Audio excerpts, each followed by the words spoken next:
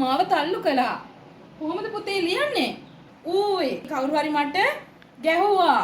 මේ වගේ වාක්‍ය ඉගෙන ගන්න ඕන නම් වීඩියෝ එකත් එක්ක දිගටම රැඳී සිටින්න.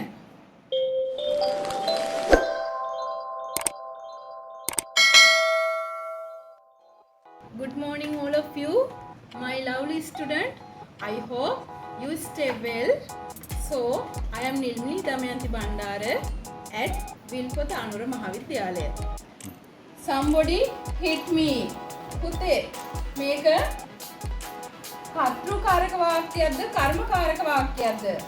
ඔව්, කර්තෘකාරක වාක්‍යයක්. ඉංග්‍රීසි භාෂාවේ කර්තෘකාරක කර්මකාරක කියලා වාක්‍ය රටා කීපයක් තියෙනවා. කර්තෘකාරක වාක්‍ය රටා 12ක් කතා කරනවා. කර්මකාරක වාක්‍ය රටා 8ක් ගැන කතා කරනවා. ඒකෙන් අද මම ඔයාලට උගන්වන්න යන්නේ කර්මකාරක වාක්‍ය රටාවල simple past tense එකේ passive voice කොහොමද හදන්නේ කියලා. හරි. අපි බලමු මේක කොහොමද මේ active voice වාක්‍ය passive voice වාක්‍ය බවට පත් කරගන්නේ කියලා. මේකේ වාක්‍යයේ subject කියන්නේ කර්තෘ. මෙයා කවුද? somebody. verb එක. verb දන්නවා ඔයාලා. verb එක hit. මේ කියන එක තමයි object එක. passive voice වලදී verb එක අනිවාර්යයෙන්ම අපි තියන්නේ verb 3 එක. ඒ කියන්නේ past participle form එකෙන් තමයි verb 3 එක තමයි අපි passive voice වලදී භාවිතා කරන්නේ. දැන් මෙතන hit කියන එක verb 2. ඒ කියන්නේ past form එක තියෙන මේක simple past active voice වාක්‍යයක්. මේක අපි දැන් simple past passive voice වාක්‍යයක් බවට පත් කරන්න යන්නේ. බලමු. මේ කියන object එක මුලට එනවා I lessing. ඊළඟට අපේ be verb එකක් එනවා was. hit කියන verb එකේ verb 3 එක මොකක්ද? hit my. I was hit. මට ගහලා කවුරු හරි විසින්.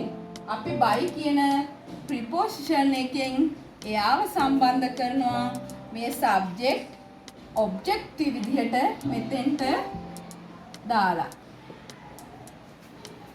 තේරුණාද? passive voice වල structure එක මොකක්ද? අපි බලමු කොහොමද ගොඩ නැගුණේ කියලා.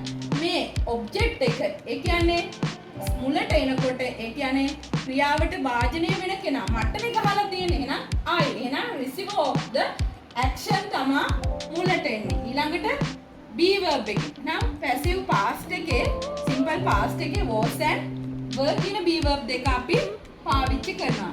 verb 3 එක. past participle of the verb. ඊළඟට කර්තෘ අවශ්‍යම නැහැ.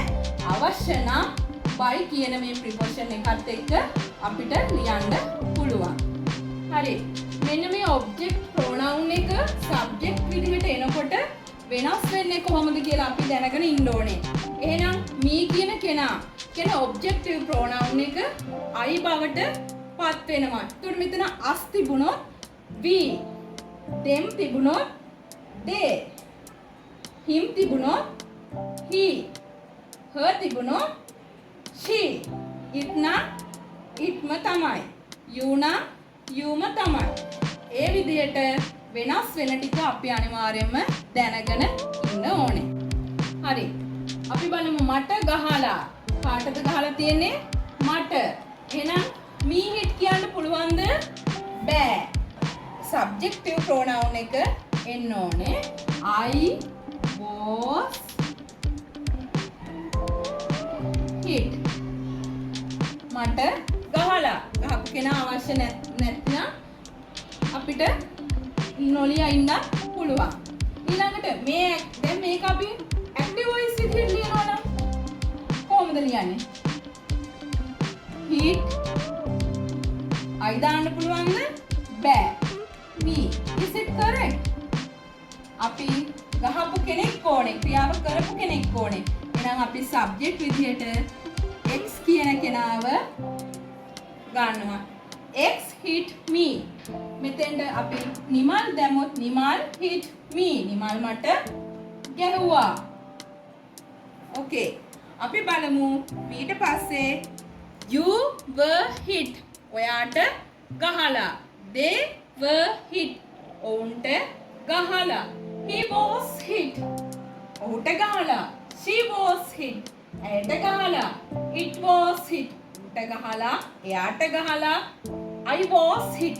මට ගහලා.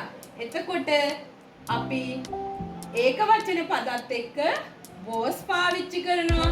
plural subjects එක්ක ඒ කියන්නේ බහුවචන අයත් එක්ක were කියන be verb එක use කරනවා. verb එක past participle ම තමයි හැම එකකම මාව තල්ලු කළා. කොහොමද පුතේ ලියන්නේ? passive voice වලින්. I was pushed. I was pushed. pushed කියන එකේ push කියන්නේ තල්ලු කරනවා. ඒකේ past participle එක push. ඊළඟට අපි කියන පාර වහලා. කොහොමද කියන්නේ? The road was closed. The road was closed. ඒ කියන්නේ close කියන්නේ close කියන එකේ close closed closed. verb එක closed. මට කීවා. I was told. tell කියනවා tell told. I was told. past participle එක told. මට කීවා. පඩි ගෙවලා. මේකේ අපි කවුරුන් මොකක් හරි ආයතනයකින් පඩි ගෙවලා කරපු කෙනා අදාළ නැහැ. salary was paid. pay කියන්නේ ගෙවනවා. paid. salary was paid. පඩි ගෙවලා. පන්තිය අතුගාලා. අතුගාපු කෙනෙක් කියන්නේ පන්තිය අතුගාලා. the class was swept. the class was swept. පන්තිය අතුගාලා. sweep swept. Okay, there is a homework for you. You can pause the video and check your answers.